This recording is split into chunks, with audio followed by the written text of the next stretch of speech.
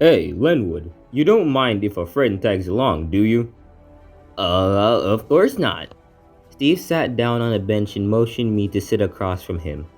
Rowley, if you're serious about being a hero, you're going to need to train hard. Not having a quirk puts you at a big disadvantage, but it's possible. Strong Steve handed me a piece of paper. As I skimmed it, I realized it was a training regiment. There were all sorts of exercises along with running. I'm going to be doing all of this? Every day. It's going to be tough, but I'll show you how it's done. We worked through a bunch of exercises together. I was getting the hang of some of them, but we had to scale a few down a little. It was not hard to get discouraged. It seemed like even the other people at the gym were doing better than me, and I was supposed to be training to be a hero. After a while, Strong Steve called me over. Let's pick this up tomorrow. It may seem tough, but don't get discouraged. This will take time. I headed home after that, but on my way I saw somebody. Hey, it's you. You were the kid helping Strong Steve. I don't know if I would call it helping, but yeah, that's me.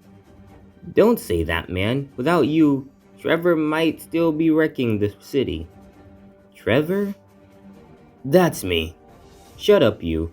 Yeah, my quirk is very weird. My hair up here insists on the name Trevor, but you can call the rest of me Douglas. I was so weirded out by this guy's powers that I was speechless. Thankfully, Douglas picked up the conversation again. So, if you're training with Strong Steve, you must have a pretty cool quirk, huh? Oh, actually, I'm quirkless.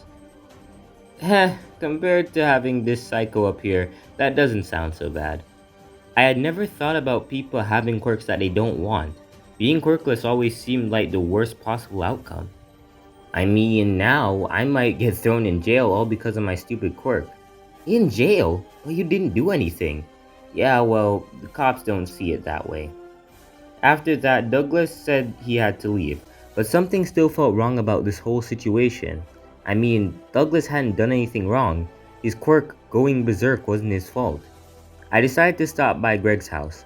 Greg has been my best friend since elementary school, and I figured I could talk to him. Hey, Greg! Oh, hey, Rowley. Man, that villain attack at school yesterday was crazy. I didn't see you after school. Where were you? Shoot. Steve wanted me to keep our training a secret, so I couldn't tell Greg about that fateful conversation yesterday. Oh, I went home early, It was super stressful yesterday. He seemed to buy it, so we went up to his room. There was another villain attack today, right? Uh, yeah. This guy's hair went out of control and he started wrecking stuff. Strong Steve took him out though. Of course he did! Serves that villain right. I mean, the guy didn't do anything wrong, he couldn't control his quirk. Are you kidding? He's a villain. He's still a person, Greg. We hung out a little while longer, but the mood became awkward. Maybe Greg was right. I mean, the guy had caused a lot of damage, but him being thrown in jail just didn't seem right. The next day I woke up and went back to meet with Strong Steve, but on the way I passed the courthouse. Wow, I didn't realize Douglas's trial was today. I was tempted to follow him, but I had promised Strong Steve I would meet him. Ah, young Rowley, welcome back. Hey Steve. We started training again, but I guess Steve could tell my heart wasn't in it. After a couple minutes, he stopped me. Something bothering you? Do you ever think about what happens to villains after you catch them? Steve paused for a moment. Finally, he spoke. As heroes, we're pieces in a much bigger system. It may be frustrating, but our job is to protect people and capture villains. How those villains are brought to justice to someone else's jurisdiction. But aren't there ever villains you fight that aren't all bad? Sure, there are.